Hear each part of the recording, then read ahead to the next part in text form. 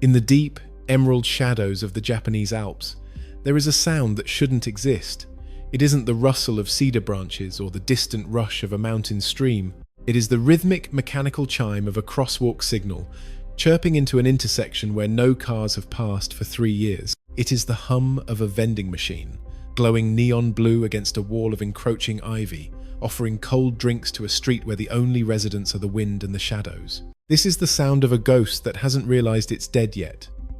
We are told that Japan is a land of the future, a neon-soaked sprawl of shimmering skyscrapers and high-speed rails. But if you travel far enough away from the pulsing heart of Tokyo, past the last Shinkansen stop and into the folding valleys of the countryside, you will find a different reality. You will find the places the maps are beginning to forget. These are the limit villages, settlements where more than half the population is over the age of 65. They are the front line of a quiet catastrophe, a slow-motion vanishing act that is erasing thousands of years of history from the face of the earth. But the most unsettling part isn't that these towns are dying.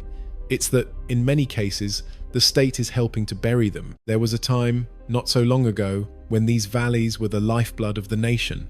To understand the silence of today, you have to hear the noise of yesterday. Imagine the 1950s and 60s, the era of the Japanese economic miracle.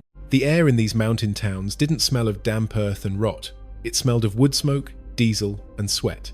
The hillsides were terraced with emerald rice paddies that looked like giant stairways to the clouds. In the mornings, the narrow streets were a riot of colored children in bright yellow caps walking to schools that were bursting at the seam. There were festivals where the heavy beat of taiko drums shook the very foundations of the houses, celebrating harvests that promised prosperity for generations to come. Every village had a purpose. Some were timber towns, where the scream of saws echoed as they harvested the cedar needed to rebuild a war-torn nation. Others were mining hubs or farming cooperatives, where the bond between neighbors was tighter than the knots in a fisherman's net. Life was hard, but it was certain. You were born in the valley, you worked the valley, and you were eventually buried in the hillside overlooking the valley. There was a rhythm to it, a pulse that felt as permanent as the mountains themselves. But as the cities grew taller, the valleys began to feel smaller. The same miracle that built the neon skylines of Shinjuku acted like a giant vacuum, pulling the youth out of the mountains and into the factories and offices of the coast. It started as a trickle, a son moving to Osaka for a better wage, a daughter heading to a university in Kyoto. They promised to come back. They sent money home. But the cities are jealous mistresses. They offer a convenience and a glimmering excitement that a mountain village, buried in snow for 4 months of the year, simply cannot match. Slowly, the trickle became a flood. The average age of the villages began to creep upward, a silent clock ticking toward a midnight no one wanted to acknowledge. The decline didn't happen overnight. It happened in small, heartbreaking increments. It started with the closure of the local cinema, followed by the village grocer, who found it too expensive to have supplies trucked up the winding mountain roads for only a handful of customers. Then came the most devastating blow of all, the closing of the school. In Japan, the school is the soul of a community. When the last 3 students graduated, there was no first-grade class to take their place. The gates were chained, the playground equipment began to rust, and the laughter that had defined the town for a century was replaced by a heavy, oppressive stillness. It is a specific kind of silence, one that rings in your ears. Without children, a town loses its sense of the future. It becomes a museum of the past, inhabited by people who are simply waiting for the end. If you walk through one of these dying towns today, you'll notice something strange about the houses. Many of them look perfectly maintained from a distance. The roof tiles are straight, the sliding paper doors are intact. But as you get closer, you see the mailboxes stuffed with years of circulars and weathered utility bills. You see the akia, the ghost houses. There are millions of them scattered across the country, wooden skeletons standing as monuments to families that moved away or simply ceased to exist. In some villages, the remaining elderly residents have taken to a hauntingly beautiful yet eerie practice. In a place called Nagoro, an artist began replacing her dead neighbors with life-sized dolls. She placed them at bus stops, in classrooms, and on porches, trying to recreate the crowded bustle of her youth. From a distance, it looks like a thriving community. Up close, you realize you are surrounded by stuffed cotton and painted buttons, a silent audience watching the world pass them by. It is a desperate attempt to fill a void that is growing larger every single day. But there is a darker layer to this story, one that involves more than just natural migration. As the cost of maintaining infrastructure for these dwindling populations skyrockets, the government has been forced into a cold, mathematical corner. It is no longer a matter of if these towns will disappear, but how quickly they can be dismantled. There are policies of compact cities designed to pull the remaining residents out of the peripheries and into centralized hubs. Bridges are being left unrepaired. Bus routes are being cancelled. Post offices are shuttering. It is a tactical retreat, a strategic erasure of the map. The state is essentially telling the last holdouts that the light is being turned off, and they shouldn't be the last ones left in the dark. This brings us to a terrifying question. What happens to the land when the humans are gone? In many of these places, the forest is not just waiting at the edge of town, it is actively reclaiming its territory. Boars and bears, once kept at bay by the hum of human activity, now wander down main streets. Vines climb over telephone poles, pulling them down like captured giants. The Satoyama, the traditional borderland between human civilization and the wild, is dissolving.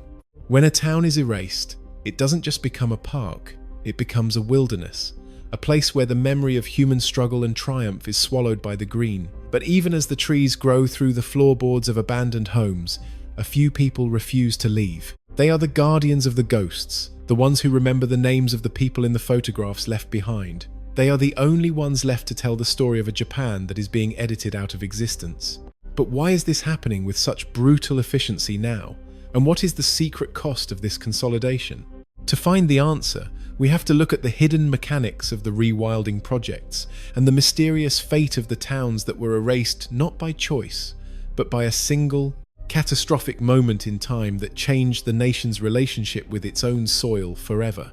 Few people expected what would happen in the years that followed the great shifts, and even fewer were prepared for the sight of entire districts being systematically wiped from the official records, as if they had never been there at all. To find these places today, you cannot rely solely on a modern GPS. If you follow the blue line on your screen, you may find yourself staring at a wall of cedar trees or a bridge that ends abruptly in a ravine of rusted rebar and broken concrete. Satellite imagery often lags behind the reality of the ground. It shows rooftops that have actually long since collapsed under the weight of heavy winter snows. This is the first stage of the erasure. The digital world loses sync with the physical one. In the government offices of Tokyo and Osaka, these towns have been reduced to red ink on a ledger. They are categorized as Genkai Shuraku limit villages, a clinical term for a community that has reached the point of no return. It is a demographic death sentence.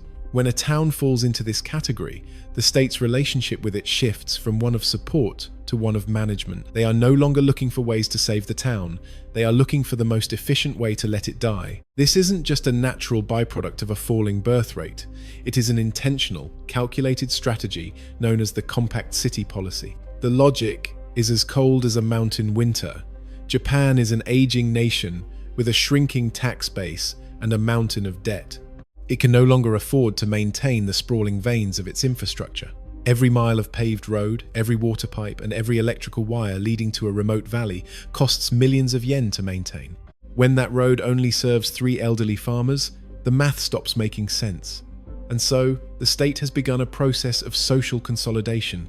They offer financial incentives for the elderly to move into hub cities where services can be centralized. They build new apartments near hospitals and supermarkets, promising convenience in exchange for their ancestral land. But for someone whose family has farmed the same plot of soil for 10 generations, this isn't an invitation to a better life. It is an invitation to be the last person to turn out the lights on 1,000 years of history. There is a profound, quiet tragedy in this choice. For the elderly who refuse to leave, the town becomes a shrinking island. As their neighbors accept the government's buyouts and move away, the physical world around the holdouts begins to fail. The local bus service, once a lifeline to the nearest doctor, is reduced to a single trip a week, then a month, then nothing. The post office closes, its iconic red facade fading to a dusty pink.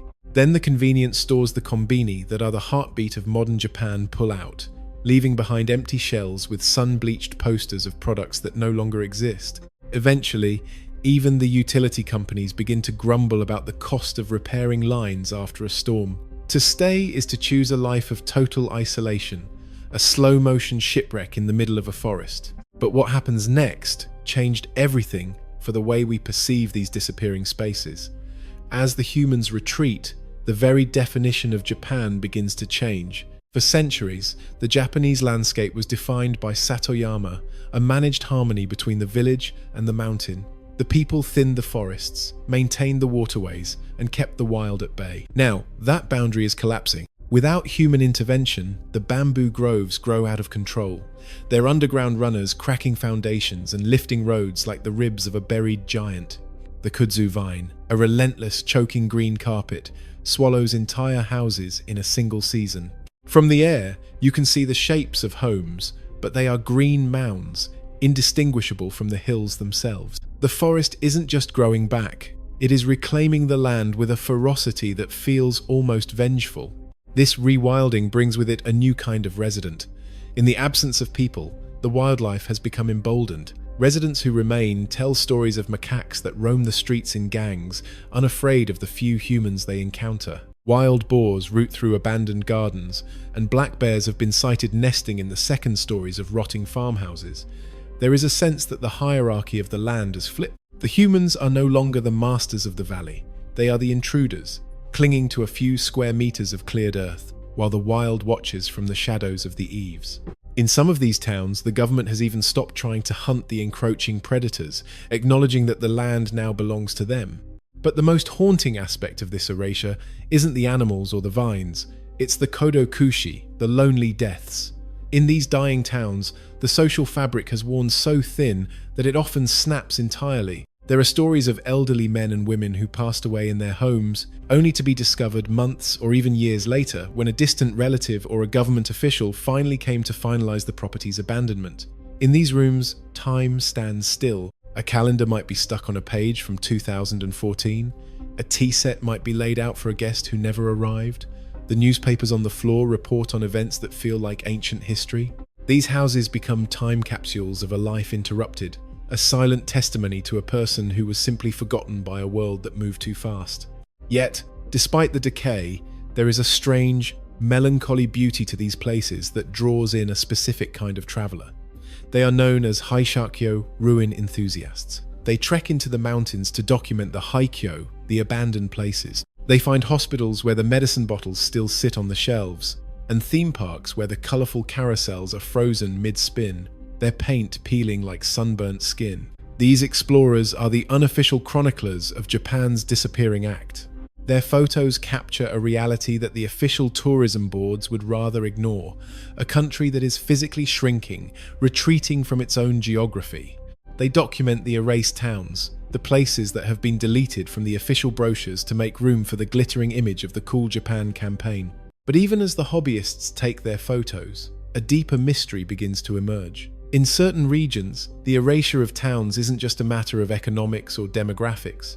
There are places where the evacuation was sudden, where the government didn't just suggest leaving but mandated it. These are the zone of difficulty, areas where the land itself became toxic or dangerous, forcing a modern nation to confront the reality that some parts of its territory may be lost forever. Few people expected what would happen in the years that followed these forced evacuations, as the state began to experiment with ways to hide the scars of these lost communities. They didn't just leave the buildings to rot. In some cases, they began to systematically dismantle every trace of human existence, as if trying to rewrite the very memory of the land. The questions began to circulate. What were they trying to hide beneath the new forests?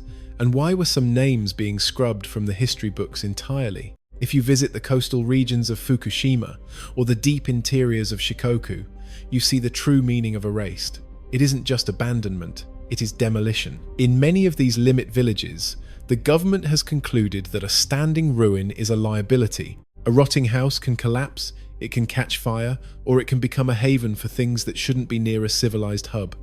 And so, the heavy machinery arrives. In a matter of days, a farmhouse that stood for 200 years, a home that survived earthquakes, world wars, and the birth of modern Japan is reduced to a pile of splintered timber and shattered ceramics.